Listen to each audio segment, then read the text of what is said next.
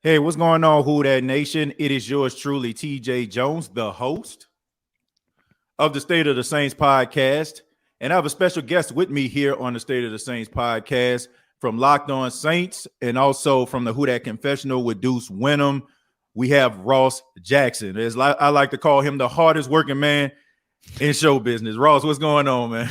What's good, brother? Appreciate you having me on, man. Glad to see you. And, I'm just trying to keep pace with you, brother. I see you working out here too, man. We're grinding. Yeah, man. I mean, look, I applaud everything that you're doing, man. I mean, I don't see how you do it. I mean, I look up about 12, 1 o'clock in the morning. I'm seeing recordings. I'm like, man. I'm like, man, this man, does he sleep? But but thank you so much, man, for all that you do, all your commentary and all your takes and everything like that, man. And that's what I want to talk to you a little bit about today. The New Orleans Saints get that huge victory over the Green Bay Packers. Shocked a lot of people, man. You had some, people that thought the Saints were going to win this game. Most people were Saints fans, but nobody really knew that they were going to win that big. How much did that shock you as a reporter, as somebody that followed this team? Did you expect what you saw on Sunday? Look, I took the Saints to lose this game. I thought it was going to be close, but I had them losing this game. That spread had opened up a little bit, and you look at the situation that they were up against, right? I mean, all these players that were unavailable for them, and then you're, in this neutral site game. You've been away from home since just before Hurricane Ida came through and, caused as much destruction as it did, not only in the Gulf Coast, but also up to the Northeast. Right. And of course, our heart goes out to everybody that was impacted by that. And, you saw this New Orleans Saints team come out, and they did it again. I mean, like, they continue to do this, right? They face adversity, and they continue to show this resilience and represent what I think has become and known as, or should be known as, the most resilient area of the United States, and in particular in the United States sports. And so, did I think that they had the opportunity to go out there and win that? Like the chance to go out there and win that? Yeah, absolutely. I mean, you never count this team out, especially when you've got Sean Payton at the helm. But did I think it was going to be 38-3? No, not at all. I did not see that coming. I picked them when I did my prediction show here on the State of the Saints podcast. I had them winning by 10, but I mean, just the way that they looked out there. I mean, on offense, defense, special teams, I mean, all played extremely well.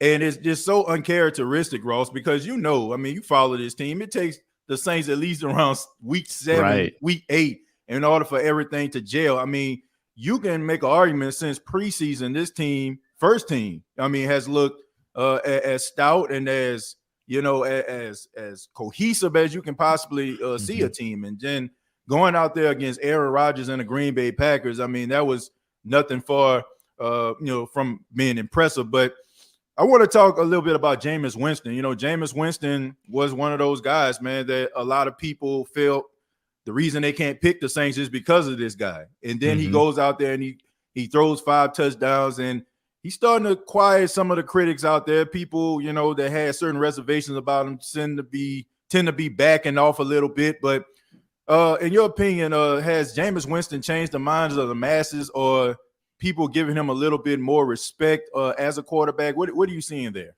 I think you're probably willing, like if you're somebody that was out on Jameis Winston, right? If you're somebody that was completely out on Jameis Winston coming into the season, I think you're listening now, right? You're open, you're watching, you're saying, okay, can he follow it up, right? That's always the challenge, right? Somebody goes out there, they prove you wrong, and they're like, well, can they do it again? And so I think that's what it is that you're going to be watching for from those people, that population of fans that might be, or not even fans, but like analysts that picked against them, experts that picked against them, everything. Those folks are going to be waiting to see, was that a flash in the pan moment? Was that a fluke? Or is that something you're going to be able to see continue on through the season? Now, is Jameis Winston going to continue to throw a touchdown every 30 yards that he throws this season? No. The NFL better hope not, at least, because he's going to have some of these other games where, he's going to go off the charts in terms of yardage. He's going to have some games where he has interceptions. He'll have those multi-interception games, just like every quarterback will. Let's not pretend like Drew Brees never threw a multi-interception game. Yeah. You know what I mean? And so I think that now what you're waiting to see is, did we just see the best of it? Right. Or did we see this peak that can plateau somewhere after a small drop? And I think you'll accept that plateau. I mean, if you got 3 let's say you got 3 touchdowns to 1 interception in terms of the ratio from this point moving forward over the course of what would be a regular season schedule, 16 games, you're very happy with that. I mean, a 3-to-1 ratio is fantastic. So if you hover around that somewhere, then all of a sudden, Jameis Winston is getting conversation that's very, very different than the Jameis Winston that they would love to tell us about. Then he becomes the Jameis Winston that we can't help but talk about. Yeah, I mean, I look at Jameis Winston. I always knew that he had the talent, and I'm not one of those people who just write somebody off. I believe that the situation that you go into can affect the way that you play the game. I don't know what it is about football, Ross. Like in basketball and baseball, people have this patience when it comes to players.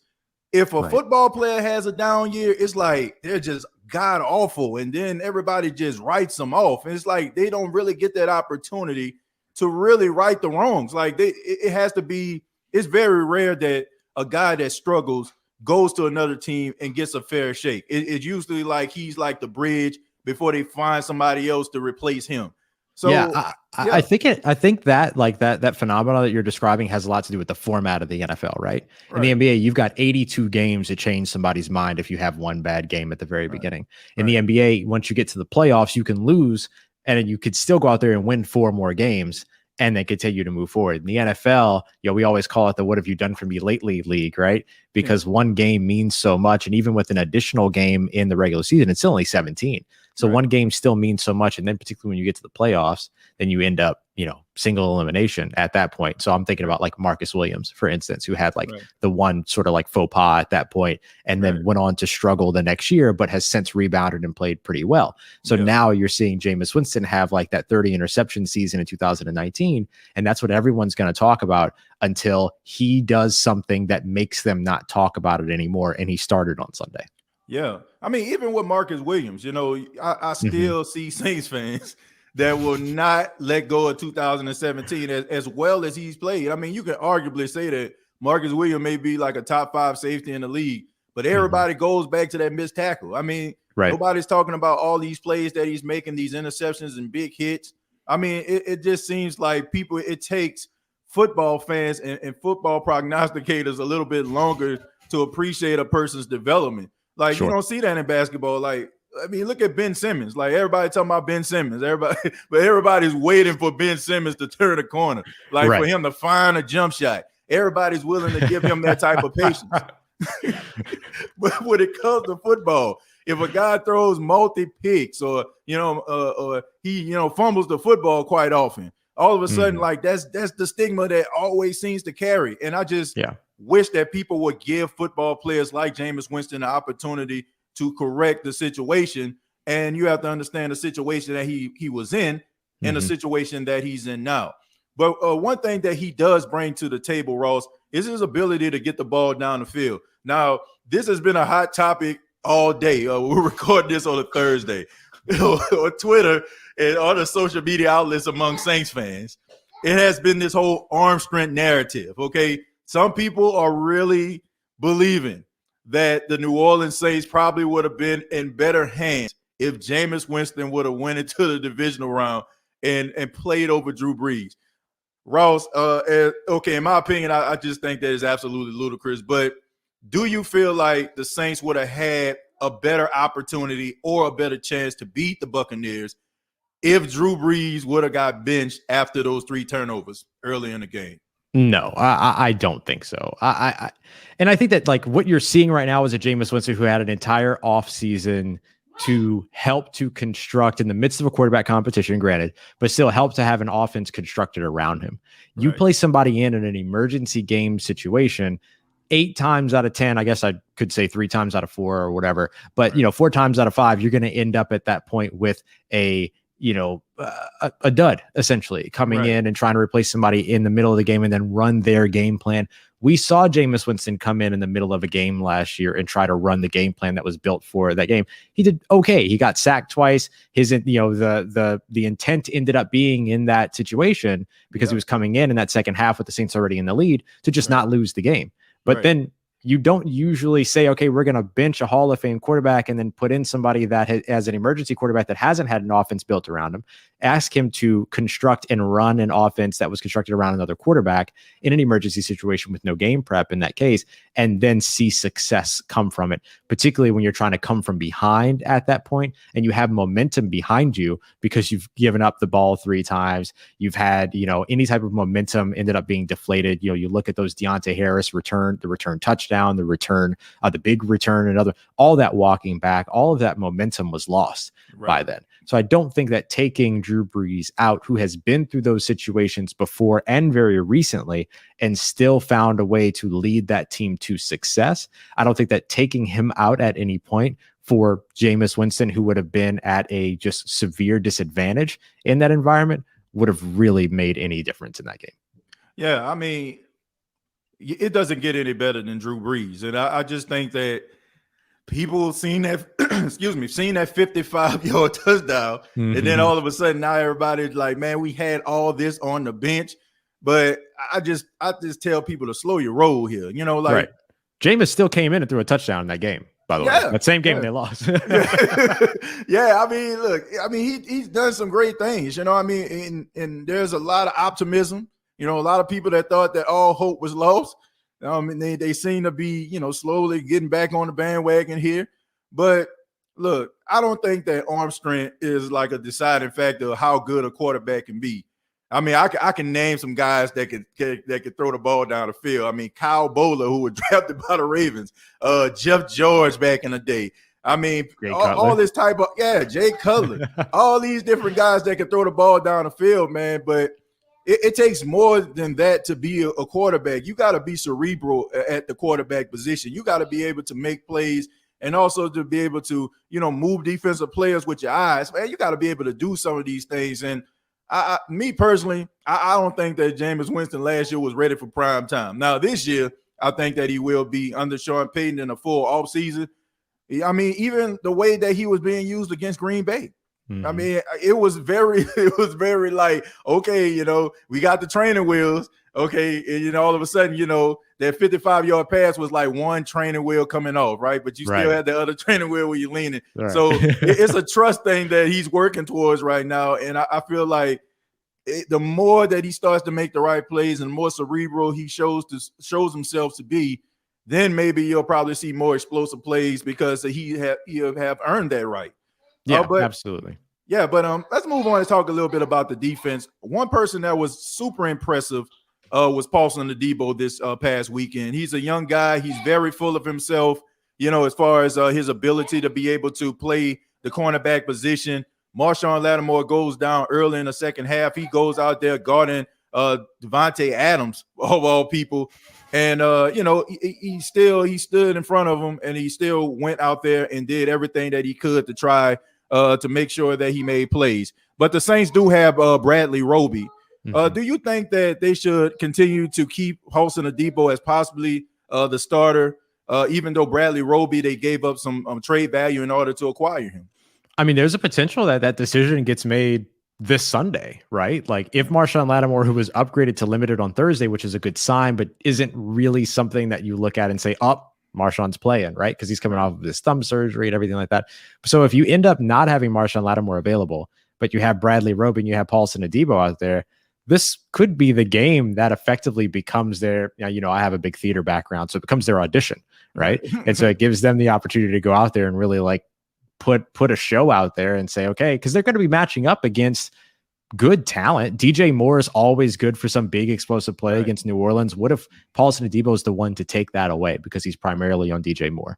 You have Terrace Marshall who's coming in as well, and as this big bodied receiver with great speed, great length, and then you have you put Bradley Roby on him and put him in press man situations, which Terrace Marshall struggled against in college. Then all of a sudden, you have an ability to go out there and really see what Bradley Roby can do for you. So really, if Marshawn Lattimore was not able to go this Sunday, the Saints may have enough of a sample size through a game here to where they can say, okay, this is the one that this is the person that we're most comfortable moving forward with. Now, things get a little bit challenging if you don't have CJ Gardner-Johnson this weekend, who's in the slot with Robbie Anderson and all those other things. But, when it comes down to just those two, there's a chance here that either one of these guys can essentially stake their claim. What's going on? They could essentially stake their claim. What's up, buddy? That could stake their claim to that spot this weekend. Right. Yeah, I mean, I like both of them. I've watched Bradley Roby quite a bit throughout his career, and I really like Paulson Adebo. I think the Saints found something with him. I mean, a third-round pick with first-round talent is very hard to find. Right. So, and you traded a third-round pick to get Bradley Roby, so yeah. I mean, no harm, no foul there. Right. But I just think that the Saints, when all of this gets together, when Lattimore gets back from that hand injury, I think that they really have something in the secondary, and I think they have a recipe to be extremely successful.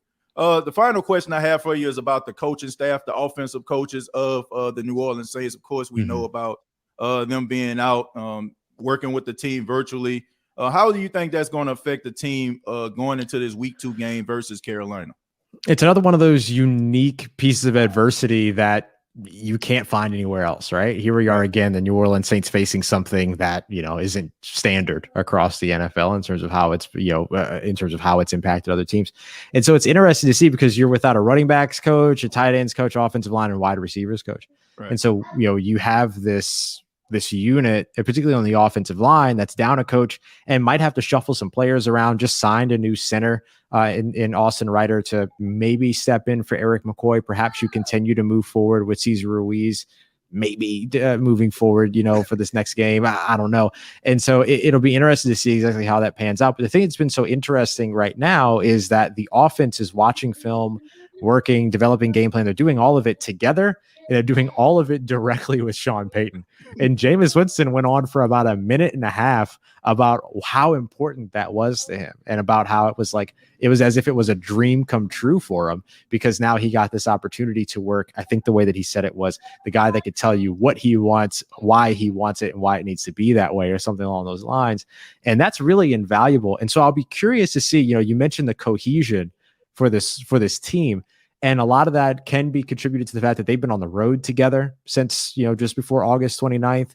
And then now you get this going on with the offense. We're all in the room at the same time, regardless of position breakdown. How does that impact cohesion and potentially improve cohesion moving forward into this matchup against the Carolina Panthers? Yeah, I mean, look, I think that as tragic as this situation is going on in New Orleans and the Gulf Coast, I think it kind of is beneficial to them as far as the camaraderie is concerned, those guys being around each other. But, I mean, I do think that this team is battle tested. I mean, every situation you can think of, like every way your heart can be broken over the last 4 years, Ross. My goodness, man. Like this team, most teams would have just crumbled. I mean, look, right. I know Falcon fans don't want to hear this, but they gave up that 25-point lead in the Super Bowl, and they haven't been the same since. That's the right. Saints, all these different losses in the playoffs, all these great regular seasons, only to end in heartbreak. And now you're dealing with this situation. Now it just shows you the resolve and the toughness that this team is that they have, man. And I mean, they are true representatives of what New Orleans is all about. You know what I'm saying? Tough, strong, can deal with any situation. And, can really just continue to fight forward, man. So I got so much respect for this team. I think it's going to be very interesting seeing them against the Carolina Panthers. I'd like to see how the Carolina Panthers will do this week. I think a lot of opportunities the Jets had in order for them to stay in that game. But, I don't think the Saints aren't the Jets. So I want to see what Sam Darnold can do. And I definitely want to see Jameis Winston follow up another successful performance. But Ross, thank you so much. I really do appreciate your time. Thank you for being a part of the State of the Saints podcast. Let everybody know how they can get in touch with you and also about the Locked On Saints podcast. Absolutely, man. Hey, look, always a pleasure to be here with you, man. Appreciate you inviting and having me on. Always look forward to when we get the opportunity to chop it up. You can follow me on Twitter at Ross Jackson Nola, NOLA. You can catch the Locked On Saints podcast free on all platforms, wherever it is that you get your podcast, as well as on YouTube. Just search Locked On Saints. And of course, you can catch all the written work over at CanalStreetChronicles.com as well. Yeah, man. Thank you so much for being here. Appreciate you. You know, got my son here with me. You know, one of my co-hosts, he's at Master Control. You know? Yeah, that's right. But yeah, man, I appreciate your time, man, and thank you for everything that you're doing. And good luck to you, man. We're looking forward to reading some of your articles as well as some of your takes on Locked On Saints.